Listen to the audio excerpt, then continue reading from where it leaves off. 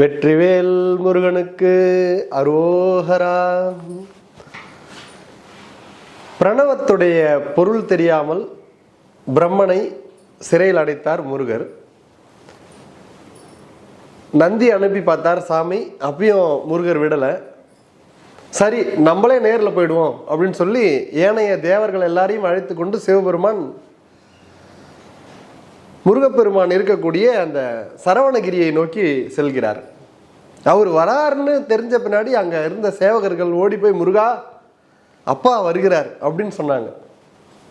அப்படியே முருகப்பெருமான் சட சட சட சடன்னு அவர் சிம்மாசனத்திலேருந்து வீட்டில் இருக்கக்கூடிய சிம்மாசனத்திலேருந்து இறங்கி அப்பா வரவேற்கிறதுக்கு இறங்குறார். சாமி அப்படி உள்ள என்ட்ரி கொடுக்குறார். முருகப்பெருமான் குடுகுடுன்னு ஓடி வந்து அப்பா அப்படின்னு சொல்லி கட்டி தழுவி கொண்டார். ரொம்ப சந்தோஷமாக போச்சு. பார்க்குறவங்க எல்லாம் ஆனந்தம் அடைந்தார்கள். அப்பா மகனும் இவ்வளவு அன்பு பொழிகிறார்களே அப்படின்னு சொல்லி சந்தோஷப்பட்டார்கள். சரி அப்படின்னு சொல்லி சாமி சொல்கிறார், பிரம்மனை சிறையில் அடைச்சிட்டேன், நான் நந்தி அனுப்பினல்ல, விடலாம்ல, சரி இப்போ நானே வந்துட்டேன், பிரம்மனை சிறையிலேருந்து வெளியேடு அப்படின்னு அப்படின்னு முருகப்பெருமான் கிட்ட சிவபெருமான் குறிப்பிடும்போது முருகர் வந்து சாமி கிட்ட சொல்றார், ஐய அழகிது நின்னருள் அன்னவன் பூசை இயற்றிடில் தருவதோ இப்பாரம்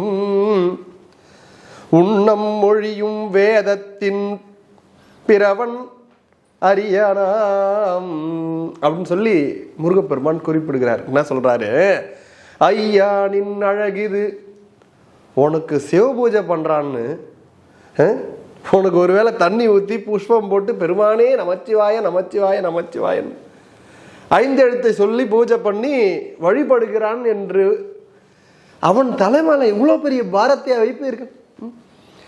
சிவ பூஜை பண்ண எதை வேணாலும் கொடுத்துருவீங்களா நீங்க?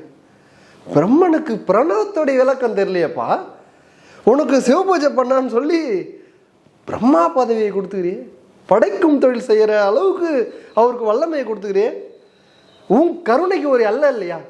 முருகர் சாமி கிட்ட கேட்குறாரு, ஒரு டம்ளர் தண்ணி ஊற்றி ஒரு புஷ்பம் போட்டு நமச்சிவாயன்னு சொன்னா நீ எதை வேணாலும் கொடுத்துருவியா? அவனுக்கு அந்த தகுதி இருக்குதான்னு பார்க்கணுமா இல்லையாப்பா? முருகப்பெருமான் சிவன் கிட்ட கேட்குறாரு, ஐயா நின் அழகிது நின் அருள் அன்னவன் பூசை இயற்றிடில் தருவதோ இவ்வாரம்ன்றார்.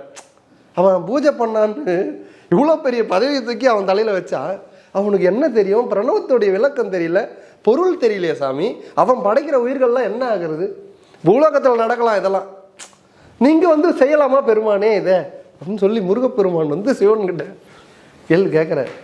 பாத்தியாடா, சிவனையே கேள்வி கேட்க ஒரு ஆள் வந்துட்டான் பார் அப்படின்னு சொல்லி இங்கே தேவேந்திரன் திருமால் எல்லாரும் பேசிக்கிறாங்க. உள்ளுக்குள்ள அப்படியே சந்தோஷம், அப்பா பையனுக்கு பாரு அப்படின்னு அப்படியே ஒதுங்கி நின்று கவனிக்கிறாங்க என்ன நடக்குதுன்னு.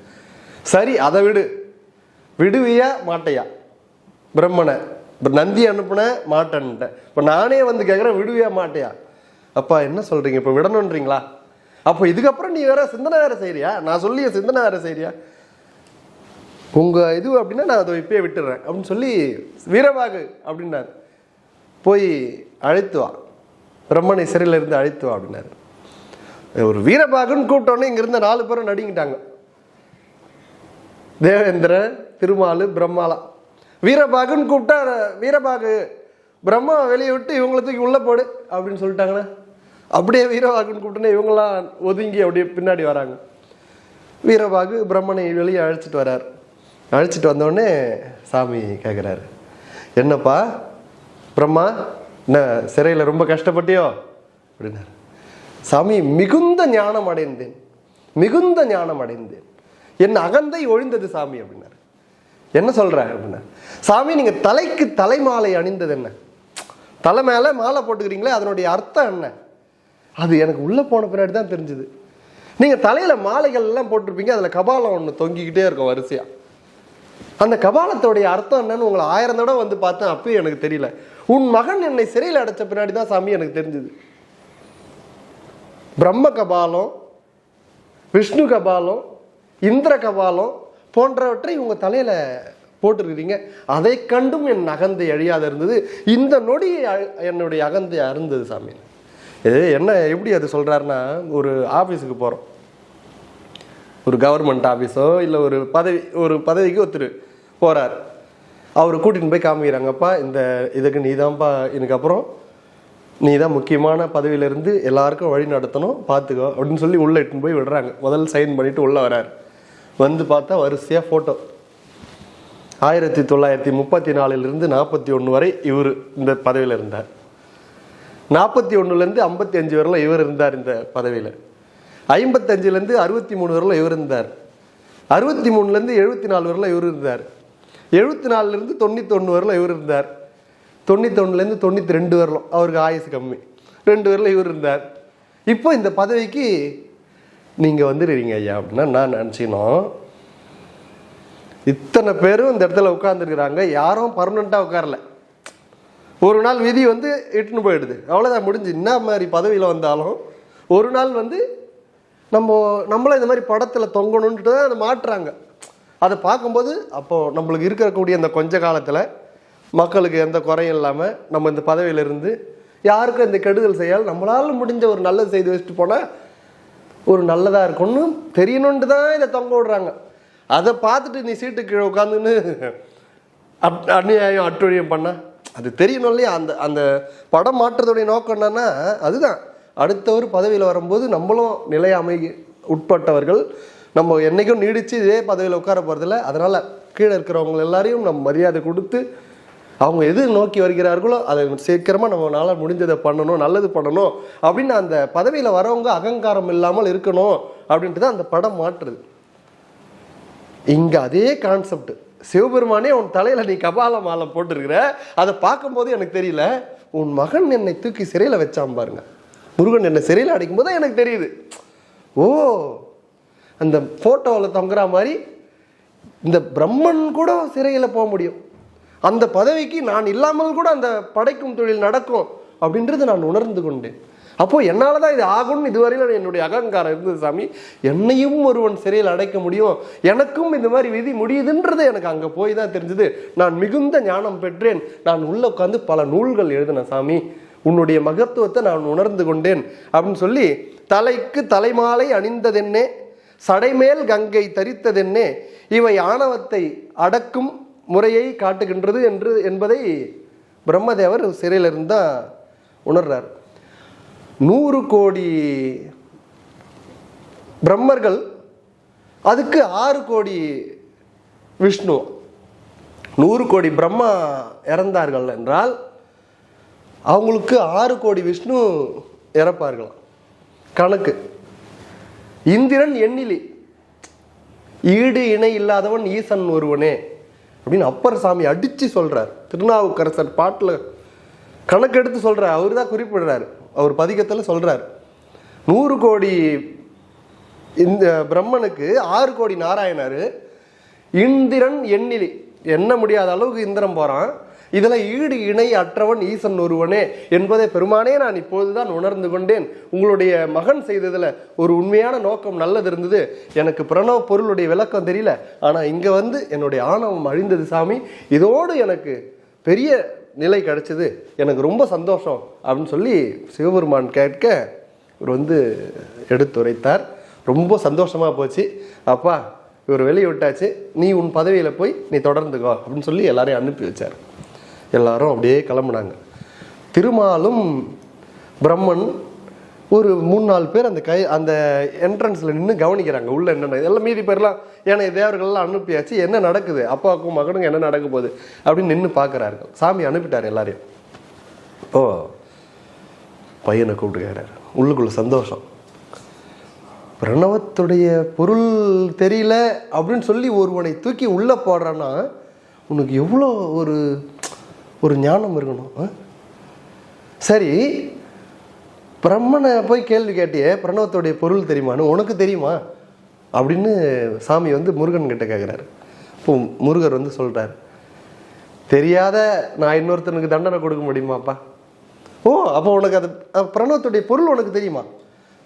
பரவாயில்லையே, எங்கே சொல்லு பார்ப்போம் அப்படின்னு சாமி கேட்குறாரு.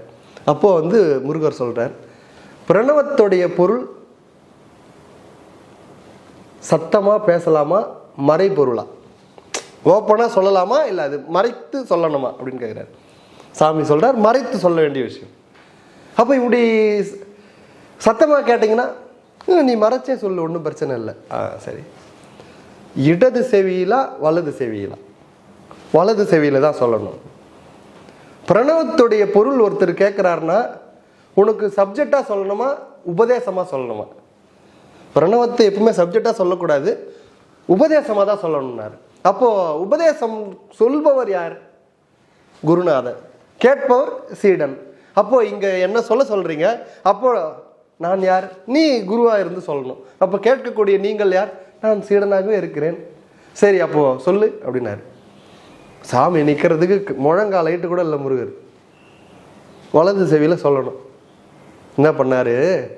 அப்படியே தூக்கிட்டாராம் குழந்தைய. இப்படி காயில் வச்சுக்கிட்டு சொல்லுப்பா, பிரணவத்துடைய பொருளை சொல்லு அப்படின்னு இப்படி வச்சு இப்படி பிடிச்சிக்கிட்டாரு. குழந்தை இங்கே முருகர், குழந்தையா பால முருகன் இப்படி வச்சுக்கிட்டு இவர் கேட்குறாரு மௌனமாக.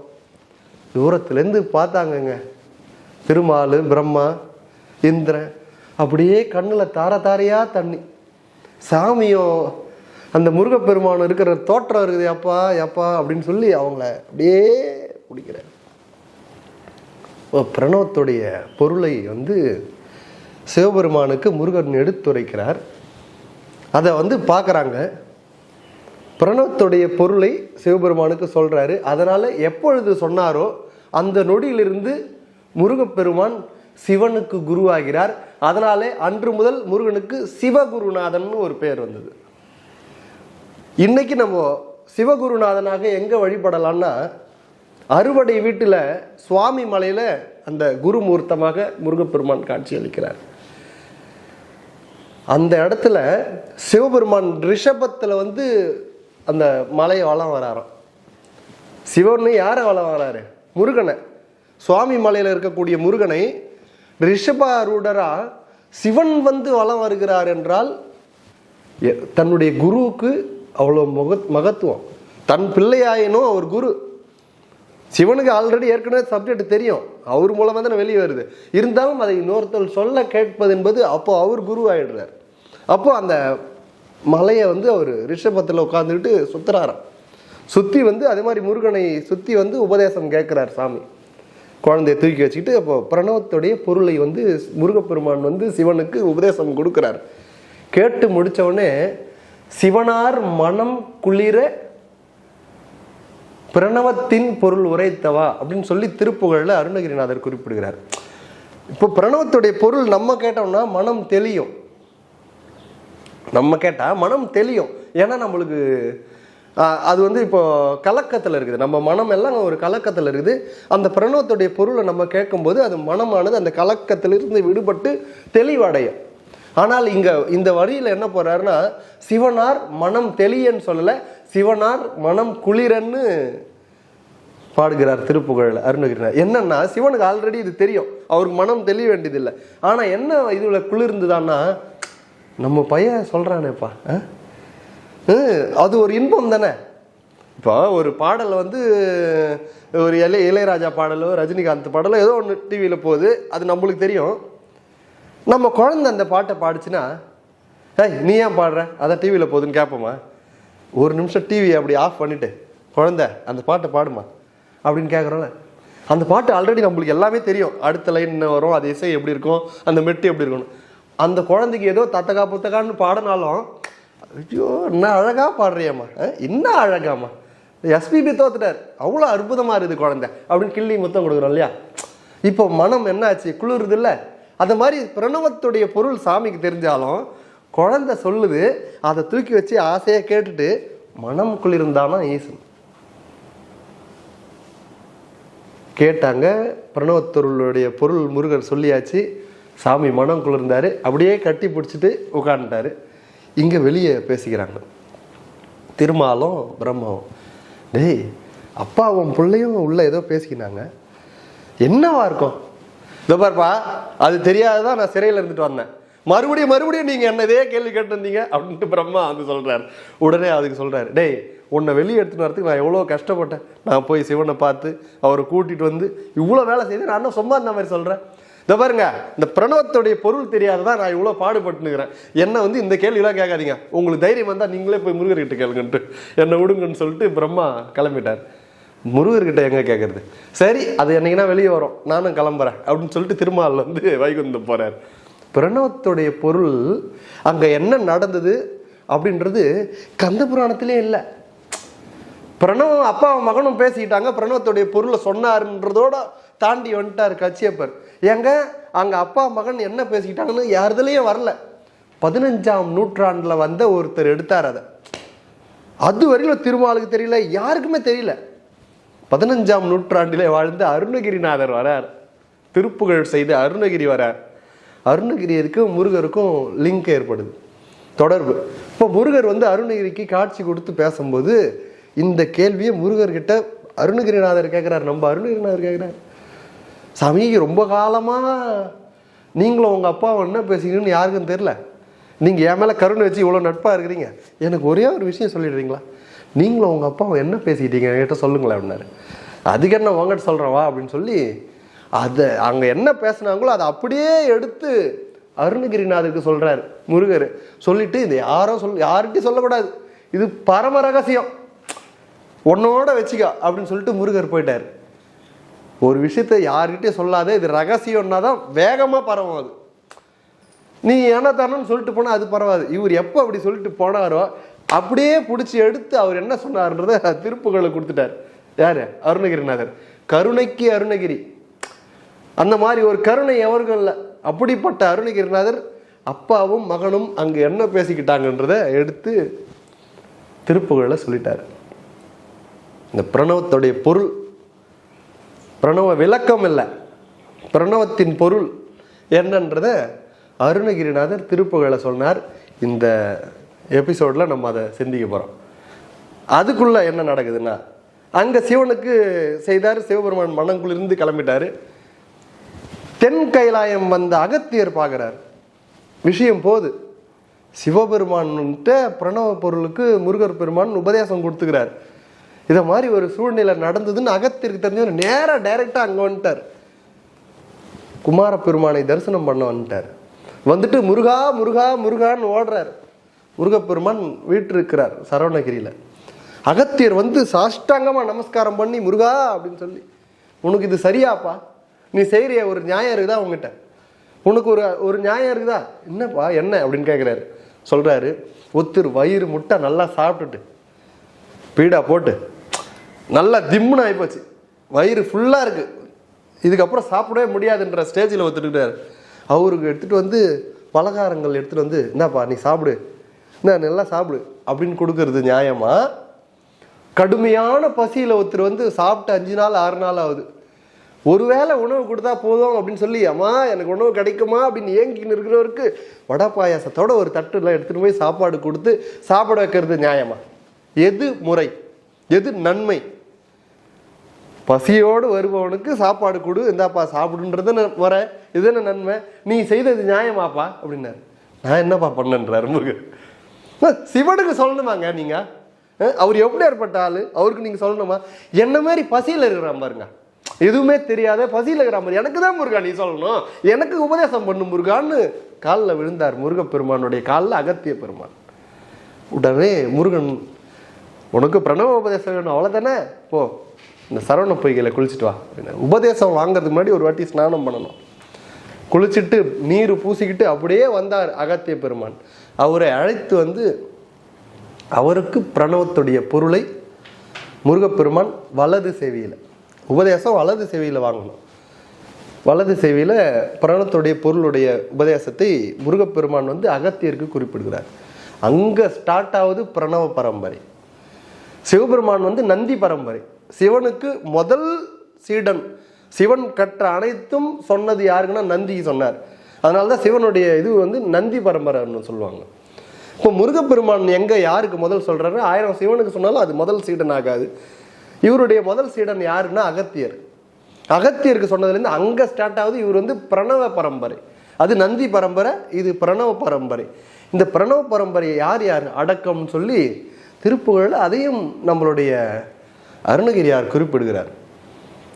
பாம்பன் சாமி சொல்கிறார், இன்னும் டீட்டெயிலாக சொல்கிறார் யார் யாருன்னு. அகத்தியன் முதல் முருகனுக்கு யார் யார் தன்னுடைய சீடன்னு பிரணவ பரம்பரை யார் யாருன்னு சொல்றார்.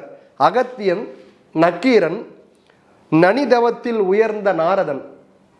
யார் யாருக்கு சொல்றாராம் பாருங்க. அகத்தியனுக்கு சொல்றாரு, நக்கீரருக்கு சொல்லியிருக்கிறாரு, நனிதவத்தில் உயர்ந்த நாரதர். நாரதர் இருக்கார் இல்லையா, நாரதருக்கு உபதேசம் பிரணவ பொருள் சொல்லியிருக்கிறாரு. இவர் மிகுத்த திருப்புகழை புகன்ற என் குருநாதன் என்றார். என்பா அகத்தியர் பேர் சொல்றாருங்க, நக்கீரர் பேர் சொல்றாரு, நனிதவத்தில் உயர்ந்த நாரதன் பேரையும் சொல்லிட்டாரு. மிகுத்த திருப்புகழை பண்ணிய என் குருநாதன் பேர் சொல்லல. பாமன் சாமி யாரு அவர் குருநாதர்? அருணகிரியார். அருணகிரின்னு பேரை சொல்லல. குருவுடைய மேல எவ்வளவு பக்தி பாருங்க. குருநாதர் மேல அன்பு செலுத்தினாதான் உயரவே முடியும். சாமியோடைய எல்லாம் என்னதான் நீ தெய்வ வழிபாடு பண்ணாலும் முழுமை அடையாது. குரு வந்து காட்டி தூக்கி போனோன்னு 100 பிறவி எடுத்து நீ அனுபவிக்க வேண்டியதை 10 பிறவியில காமிச்சிட்டு போயினே இருப்பாங்க. வேணையெல்லாம் உறிஞ்சி எடுத்துருவாங்க அவங்க. நம்மளாம் சாமி கூட பார்த்துட்டு சாமி கூட எடுக்க மாட்டார். அனுபவிக்கிட்டோம், பரவாயில்ல பார்த்துக்கலாம். அப்போதான் அவனுக்கு பக்குவம் வரணும். குருநாதர் வேணையை நான் பார்த்துக்கிறேன் விடு. எத்தனை பேர் சீடர்களுடைய பாவத்தை தான் ஏற்றுக்கொண்டு பெரிய பெரிய மகான்கள்லாம் இருக்கிறாங்க இல்லையா, அவங்களுக்கு கேன்சர். யார் ரமணருக்கு காலில் ஏன் கேன்சர் வரணும்? எவ்வளோ பெரிய மகான். அவங்க அம்மாவுக்கு முக்தி கொடுத்தாரு, அந்த வேணா அவருக்கு வந்துடுது. நிறைய மகான்கள் காலெல்லாம் புண்ணு சீழு. எதனால்? அவங்க என்ன பாவம் பண்ணாங்க? தன்னை நம்பி வந்த சீடன்கிட்ட இருக்கிற வேணையை அவர் எடுத்துப்பார், அவர் அதை அனுபவிச்சுப்பார்.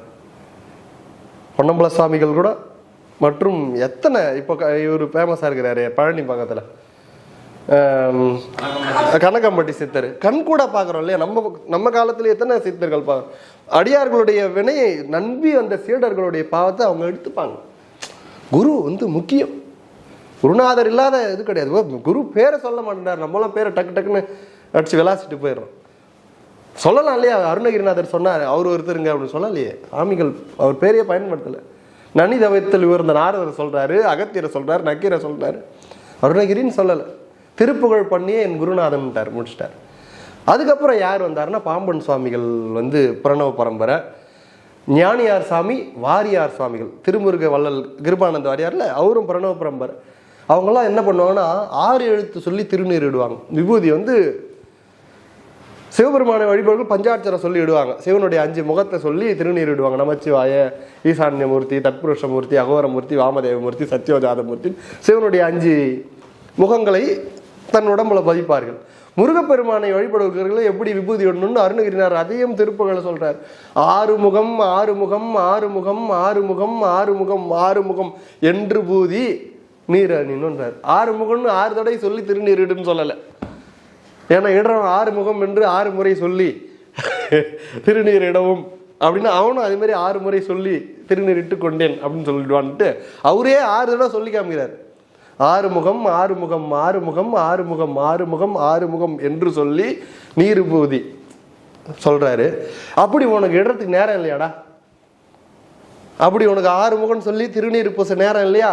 6 முகம் சொல்லி எவன் பூசி வழிபடுகிறாரோ அவருடைய திருவடியை பொடி போதும்டா, நீ இட்டதுக்கு சமானம்ட்டார். 6 முகம் சொல்லி யாரு உனக்கு விபூதி இட்டத்துக்கு நேரம் இல்லை அப்படின்னா யார் அதை அணிக்கிறாரோ அவன் திருவடி வணங்கு, அவனை பார்த்து ஒரு நமஸ்காரத்தை போடு, போதும், அது நீ இட்டதுக்கு சமானம்ன்றார். குருவுடைய மேன்மை. அப்போ வாரியார் சுவாமிகள் வரலும் பிரணவ பரம்பரை. இவங்க வரலும் அந்த முருகர் வந்து அந்த இவங்கெல்லாம் வந்து சடாச்சர மந்திரத்தை உச்சரித்து திருநீர் பூசி முருகப்பெருமானை வழிபடுவார்கள். இதில் வந்து வாரியார் சுவாமிகள் வரலும் வந்தது. சரி, இந்த இப்படி ஒருத்தருக்காக உபதேசம் கொடுத்துட்டு முருகர் வந்து பிரணவ பரம்பரை அங்கே ஸ்டார்ட் ஆகுது. அப்பாவும் மகனும் என்ன பேசிக்கொண்டார்கள் என்று இதுவரையிலும் வெளியே வரல. 15ஆம் நூற்றாண்டு பெருமாளுக்கு தெரியலைங்க அவங்க என்ன பேசிக்கினாங்கன்னு. பிரம்மா படைக்கிறாரு, எல்லா உயிர்களையும் படைக்கிறாரு, அவருக்கு தெரியலையே. தேவேந்திரன் அவர் கீழே எண்ணிலடங்காத பேர் அவர் கீழே சேவகர்கள், அவர் கண்ட்ரோல் தான் அனைத்தும். தேவேந்திர பதவி பெரிய பதவி, அவருக்கு தெரியலைங்க அங்கே என்ன பேசினாங்கன்னு. அப்படியே ரகசியமாகவே காலங்காலமாக இருந்தது. பிரம்மாவால் படைக்கப்பட்ட ஒரு நரன். நம்மளாம் மனிதர்கள் தானே, அருணகிரிநாதர் ஒரு மனுஷன் தானேங்க. பிரம்மா படைச்ச ஒருத்தர், ஆனால் அங்கே அவருக்கு போய் சேருது இல்லையா விஷயம். இப்போ இவர் வந்து திருப்புகழில் எடுத்துரைக்கிறாரு முருகர் வந்து என்ன சொன்னார் அப்படின்றத இப்போ நம்ம பார்க்க போகிறோம். திருப்புகழில் ரொம்ப நுட்பமான இந்த பாடலோட இந்த ரொம்ப நுட்பமான இடம் அது. பிரணவத்துடைய பொருள் மழலை மொழி கொடு தெளித்தர ஒளி திகழ் அறிவை அறிவது பொருள் என உணர்ந்தார். மழலை மொழி கொடு அது எப்படின்னா முருகர் வந்து தமிழில் பேசினார். ஒன்று அப்பாவும் மகனும் என்ன பேசிட்டாங்க, தமிழில் சொன்னார். இது முக்கியமான பாயிண்ட். அருணகிரிநாதர் சொல்கிறார் அப்பாவும் மகனும் தமிழில் பேசிக்கிட்டாங்க. ஒன்று. ரெண்டாவது மழலை மொழி கொடுன்னா குழந்தை தான் பேசுது. மொழி கொடு தெளித்தர 2 வார்த்தை போடுறார். மழலை குதலை 2. மழலை வந்து பொருள் இருக்காது பேசுறதுல, குதலைக்கு பொருள் இருக்கும், உச்சரிப்பு வராது. இப்போ மழலைன்னா என்ன சொல்லணும்னா, என்ன கண்ணா சட்டை நல்லா இருக்கே, யார்மா எடுத்து கொடுத்தா, நேற்று எங்கள் அப்பா எடுத்து கொடுத்தான் அப்படின்னும். அதில் பொருள் கிடையாது. நாளைக்கு எங்கள் அப்பா எடுத்து கொடுத்தான்னு சொல்லணும். அதில் இது கிடையாது. எடுத்து கொடுத்தான் அதில் வந்து பொருள் கிடையாது. தப்பான ஒரு சொல்லு. ஆனால் வந்து அதை மாதிரி எங்கே இவர் சொல்லிட்டாருன்னு நினச்சிக்க போகிறாங்கன்ட்டு தெளித்தரன்னு போடுறார். மழலை மொழி கொடு தெளித்தர. குதலை என்ன அதுக்கு பேச்சு வர தத்ததா புத்ததா ஏதோ ஒன்று சொல்லணும். அப்பா அம்மா மட்டும்தான் அதை புரிஞ்சிக்க முடியும் என்ன சொல்லுதுன்னு. என்னங்க குழந்தை பேசுச்சு அப்படின்னா, இந்த மாமா 3 நாளாக நம்பிட்டே இருக்கிறாரே என்னைக்கு போவாருன்னு சொன்னாருன்னு சொல்லுவாங்க. அதை அப்சர்வ் பண்ண முடியாது. அது ஏதோ ஒன்று பேசுச்சு, ஆனால் அது புரிஞ்சிக்க முடியாது. அது மாதிரி நினச்சிட போகிறாங்கன்ட்டு இவர் சொல்கிறார். அப்பா மகனும் தமிழில் பேசினாங்க. மழலை மொழி கொடு தெளித்தர. தெளிவாக இருந்ததான் முருகர் சொல்கிறது. அப்போது என்ன சொன்னார்னா, அறிவை அறிவது பொருள். இதுதான் பிரணவத்துடைய பொருள்.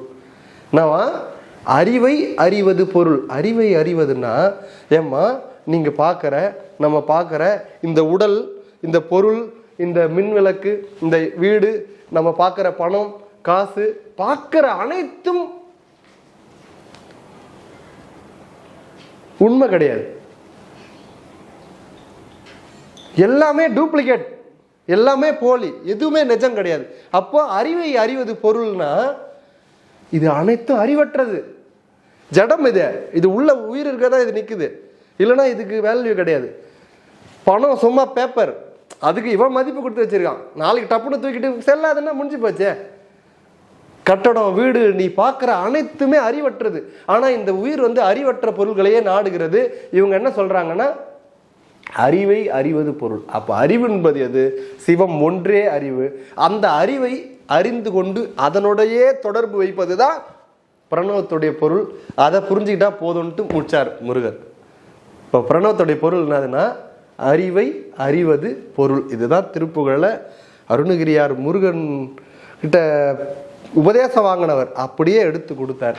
இதை நம்ம பயன்படுத்தி கொண்டு நம்மளும் உலகத்தில் இருக்கக்கூடிய தேவையில்லாத சிந்தனைகளை போட்டு உலகமே அப்படியே மாயா லோகத்தில் போயினது. அது எல்லாத்தையும் புரிந்து கொண்டு தெரிந்து அறிவை அறிந்து முருகனுடைய திருவடியை பற்றுவோம் என்று கூறி தொடர்ந்து சிந்திப்போம்.